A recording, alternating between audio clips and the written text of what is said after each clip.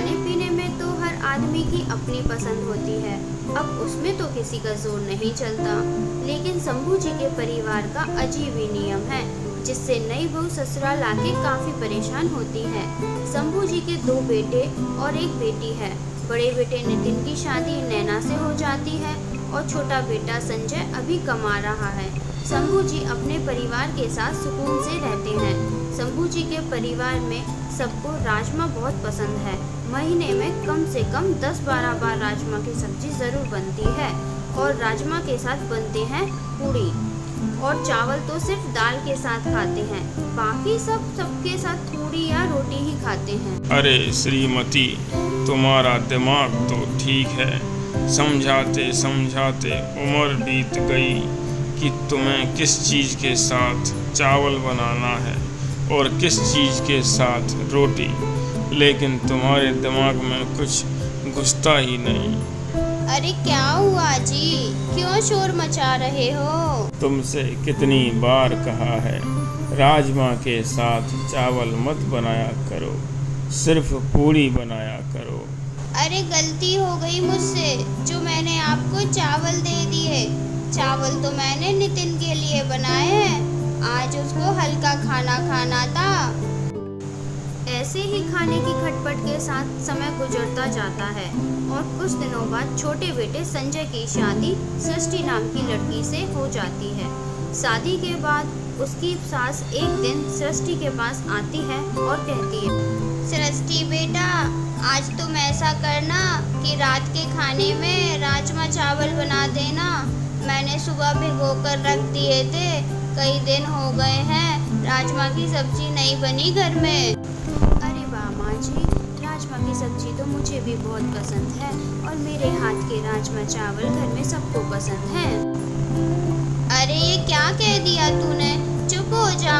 अगर तेरे ससुर जी ने सुन भी लिया कि राजमा के साथ चावल बनाने की बात भी की है तो शामत आ जाएगी। हमारे यहाँ चावल सिर्फ दाल के साथ बनती है और सब्जी के साथ तो पूड़ी या रोटी बनती है। माँ जी, ऐसी क्या बात है, राजमा के साथ चावल बहुत अच्छा लगता है। चुप रहना तू, मरवा कर ही मानेगी क्या? उस दिन तो सृष्टि चुप हो जाती है और रात में सबके लिए राजमा और पूड़ी बना देती है। खाना खाने के बाद उसके खाने की सब लोग तारीफ करते हैं। ऐसे ही कुछ दिन और बीत जाते हैं और एक दिन फिर से उसकी सास कहती, आज बहुत दिन हो गए, तू ऐसा कर आज फिर से राजमा पूड़ी बना दे। ठीक है माँ जी, लेकिन मेरा मन नहीं करता राजमा बनाने का। राजमा को तो चावल के साथ खाने में ही मज़ा है। मैं आप लोगों के लिए बना दूंगी, लेकिन मैं 3 किलो की सब्जी ही खा लूँगी, क्योंकि जो मज़ा चावल के साथ है वो रोटी के साथ नहीं है। क्या मज़ा है बेटा राजमा को चावल के साथ खाने में? माँ जी, जो राजमा होते हैं ना, जब वो चावल के साथ मिक्स होते हैं तो मज़ा ही आ जाता है। मेरे तो सोचकर ही मुंह में पानी आ रहा है। इतनी तारीफ सुनकर सास का मन भी राजमा के साथ चावल खाने के लिए करने लगता है। फिर सृष्टि की सास कहती है, बहू तो ऐसा कर बना ले तू अपने लिए चावल, पर अपने ससुर को मत बताना, और हाँ थोड़ा मुझे भी दे देना, मैं यहीं किचन में कोने में ही खा लूँगी। सृष्टि खाना बनाने के बाद अपनी सास से कहती है, माँ जी लीजिए, आप भी राजमा के साथ चावल खा कर देखिए। अरे बहू, तू सही कह रही थी, राजमा के साथ चावल खाने में बड़ा ही मज़ा है, इसको तो कोई मुकाबला ही नहीं है। अब एक काम करना बहू, तू राजमा के साथ चावल बना लिया कर और चुपके से हम यहीं किचन में खा लिया करेंगे। बस एक बात का याद रखना, घर में किसी को पता ना चले कि तुमने चावल भी बनाया था। संजय, तुम्हें पता है आज मैंने राजमा के साथ चावल भी बनाया था और बहुत दिनों बाद राजमा चावल खाया तो मैं अपनी उंगली ही चाटती रह गई। अरे ये क्या किया तुमने? अगर घर में किसी को पता चला तो हमारा दाना पानी ही बंद हो जाएगा। अरे किसी को नहीं पता, और तुम इतना डरते क्यों हो? और तुम्हें पता है आज साथ में माँ जी ने भी चावल खाया था और मुझसे कहा अगली बार से मेरे लिए भी चावल बना लिया करना बहू। तुम्हारे लिए लाऊं क्या संजय? तुम लोग खाओ, अगर पिताजी को पता चला तो 10 बातें सुनने को मिलेंगी। मुझे इस झमेले में नहीं पड़ना। तुम इतना मत डरा करो, मेरी और माँ जी की तरह तुम भी किचन में आकर खा लिया करो, पापा जी को पता नहीं चलेगा। अरे नितिन भैया और संजय, आप दोनों के लंच बॉक्स मैंने यहाँ रख दिए हैं, आप यहाँ से ले लेना। नितिन और संजय अपना टिफिन लेकर ऑफिस चले जाते हैं। ऑफिस जाकर संजय अपना टिफिन खोलता है और उसका सर चकरा जाता है। संजय सृष्टि को फोन करता है। अरे सृष्टि, ये क्या किया तुमने? मुझे राजमा के साथ चावल दे दिया। अरे लगता है टिफिन दोनों अदला बदली हो गए हैं। आज राजमा और पनीर दोनों बनाया था, राजमा भैया के लिए, पनीर तुम्हारे लिए। एक काम करो ना, आज खा लो, अगली बार ऐसा नहीं होगा। ऑफिस में संजय को पापा का डर नहीं था, इसलिए वह राजमा चावल खा लेता है। रात के समय सृष्टि, पनीर बचा है या पूरा खत्म हो गया? क्या हो गया? आज पूरी खाने को नहीं मिली तो पूरी की याद आ रही है क्या? दिन में तो तुमने चावल खा लिया था, इसलिए तुम्हारे लिए बचाया है ताकि तुम्हें पूरी बनाकर खिला सकूं। अरे नहीं नहीं, मुझे पूरी नहीं खानी, मुझे उसके साथ चावल ही खाना है। आज राजमा के साथ चावल खाकर ऐसा लगा जैसे अब राजमा चावल ही मेरी फेवरेट है। क्यों? जब मैंने उस दिन कहा था तब तो तुम बहुत डर रहे थे। आज राजमा चावल खाकर पिताजी का डर निकल गया क्या, जो राजमा चावल मांग रहे हो?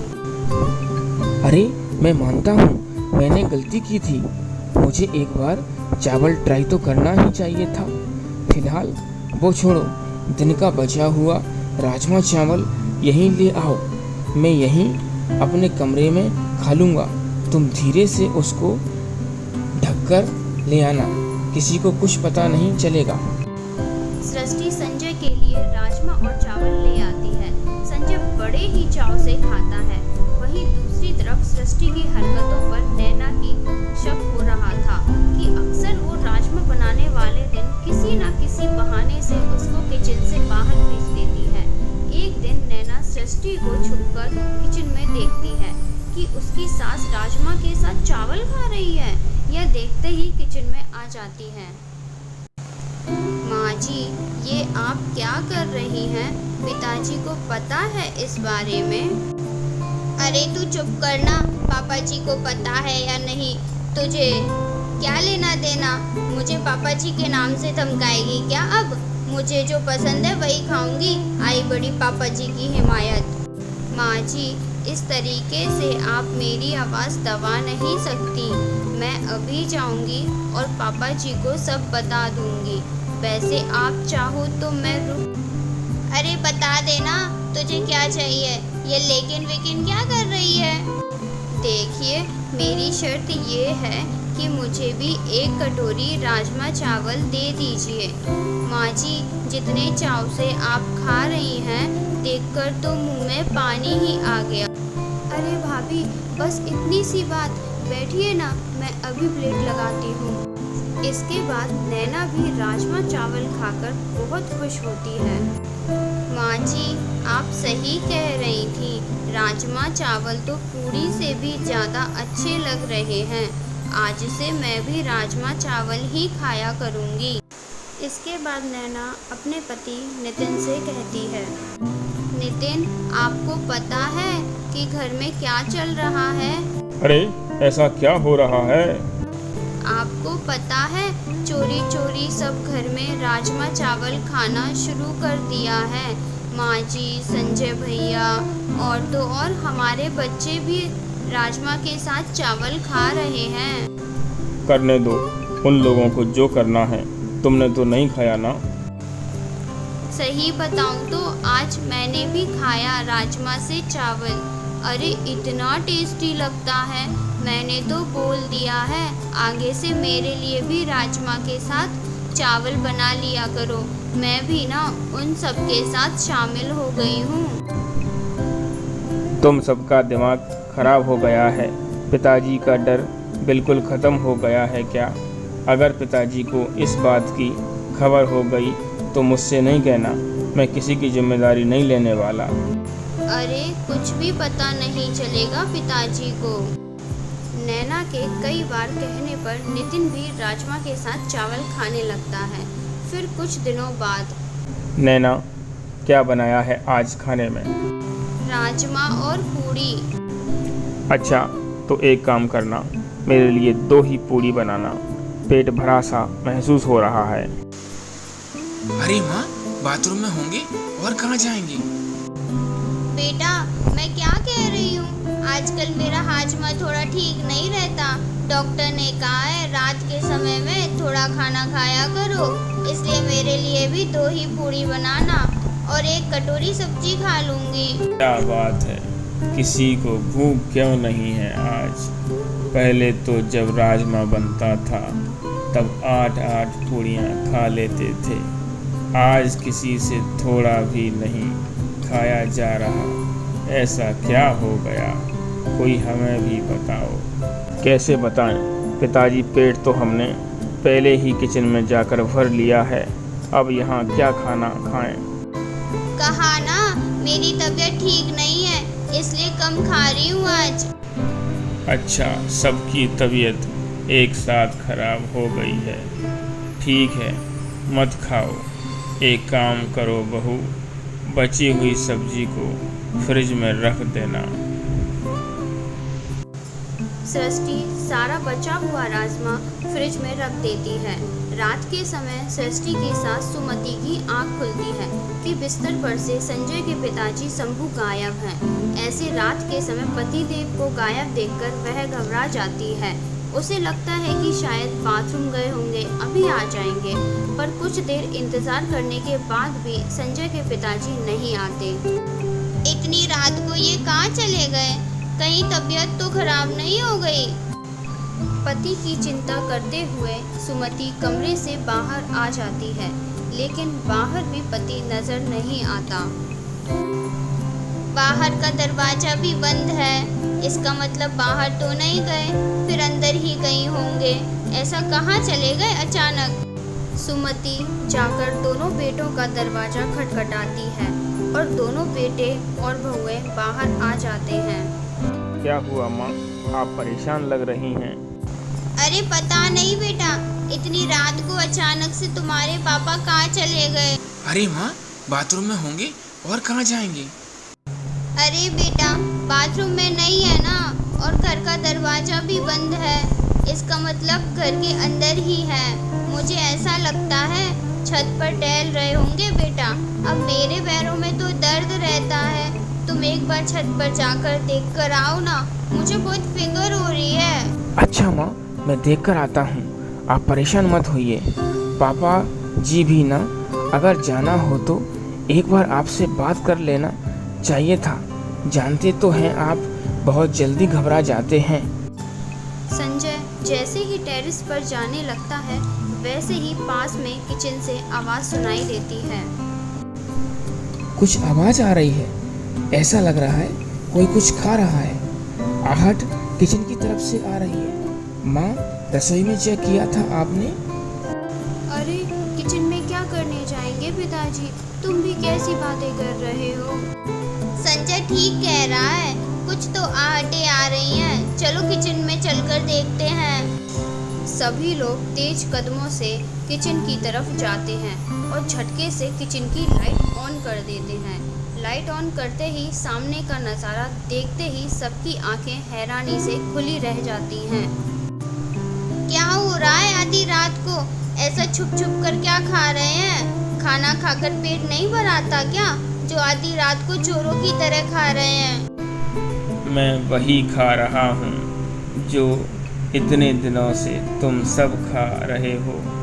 क्या तुम लोगों का ही मन कर सकता है, इस बूढ़े का मन नहीं कर सकता? क्या कुछ नई चीज़ खाने को? तुमको क्या लगता है इस घर में कुछ भी होगा मेरी नज़रों से छिप जाएगा। मैंने तुमको और बहू को बात करते हुए पहले ही सुन लिया था और छुपके से राजमा और चावल खाते हुए देख लिया था। मैं जानता था खाना न खाने वाला बहाना क्यों बना रहे थे। राजमा और चावल जो खाकर बैठे थे, तुम लोगों को खाना खाते देख अच्छा लगा, इसलिए इसका स्वाद लेने मैं भी किचन में आ गया और मैं भी राजमा चावल टेस्ट करने आ गया। पिता की बातें सुनकर सभी खुश हो जाते हैं और घर में खाने को लेकर सारे नियम बदल जाते हैं। अब सभी लोग साथ बैठकर राजमा चावल खाते हैं।